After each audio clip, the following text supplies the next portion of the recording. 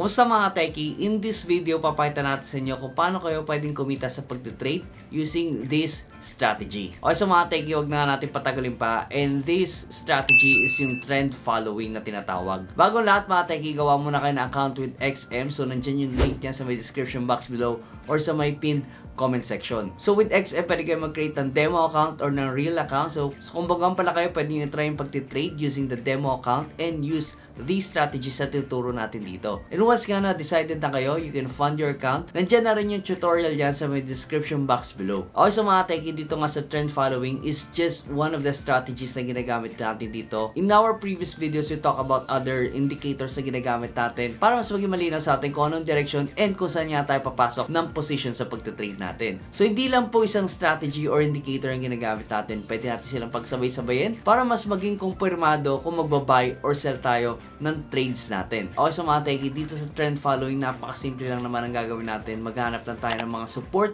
and resistance levels. So yung mga support and resistance levels na tinatawag, ito nga yung madalas tigilan ng mga prices kung saan nagkakaroon ng pagtatalo yung mga buyers and sellers. So kung makikita nyo dito sa chart natin, pababa nga yung pair na to na USD JPY. So syempre dito nakikita natin ng buo yung general direction ng market or ng pair na to.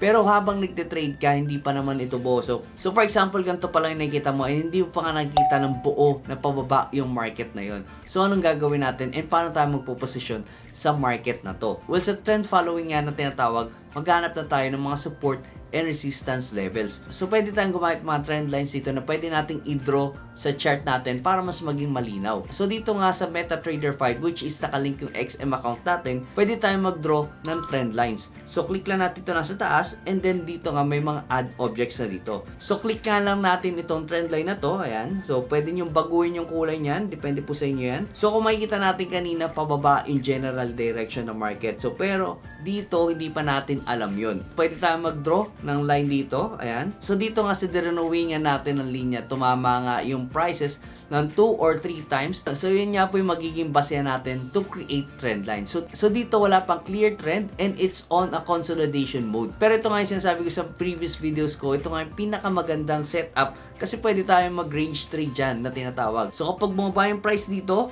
pwede tayong mag-sell dito sa taas and then same thing dito. Pero once na na-break na yung trend line na yan, so kung makikita natin, ayan, nabasag na yan ng pulang kandila dito. And yan nga po yung magiging trigger natin for a downtrend. So, ang tinatawag dyan is breakdown. And so, once nga na na-break yan, usually tataas pa yun ulit, hindi yan dire-diretso pa ba.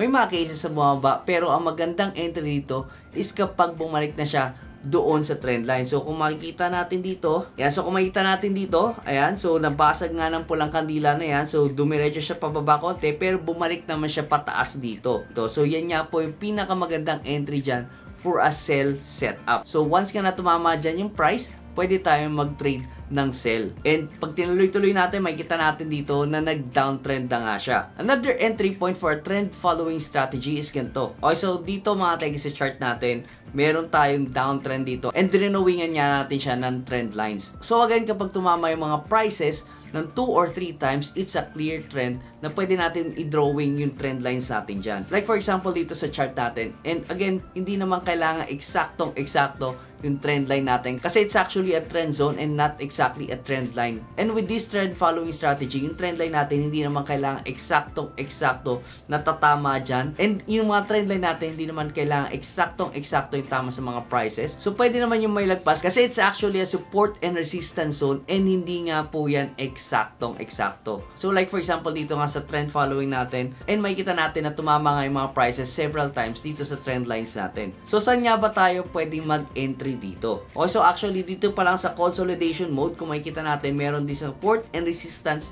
level. So drawingan natin para mas malinaw. Ayan. So yun nga mga techie, no, nag-consolidate siya and then nag-breakdown nga ulit siya. So dito sa breakdown, alam na natin na pababa yung market. And the best entry point niya dito mga techie is itong pagbalik niya dito. And once nga na bumalik na siya dyan, pwede na tayo mag-open ng sell position and pwede na nga tayo mag-sell once na tumama na siya ulit sa downtrend line like here. Okay, so another example dito mga techie is itong uptrend line natin. And kung makikita natin dito, several times tumama yung prices sa downtrend line, pataas dun sa upper trend line niya. So dito napakaraming opportunities. So once nga tumama yung prices dun sa lower trend line, pwede na nga tayo mag-open ng buy position and then wait na nga natin yan tumama dun sa upper trend lines. And one more thing sa strategy natin mga techie is we are getting small profits pero we are doing multiple trades. So like for example dito, if tumama yung price sa lower trend line, pwede na tayo mag-buy position, and kapag tumama siya sa upper trend line, pwede na tayo mag-sell agad, and then we can just repeat the process hanggang sa ma-break niya na nga yung trend line dito. So kung makikita natin, napakaraming opportunities nga ang pwede natin makuha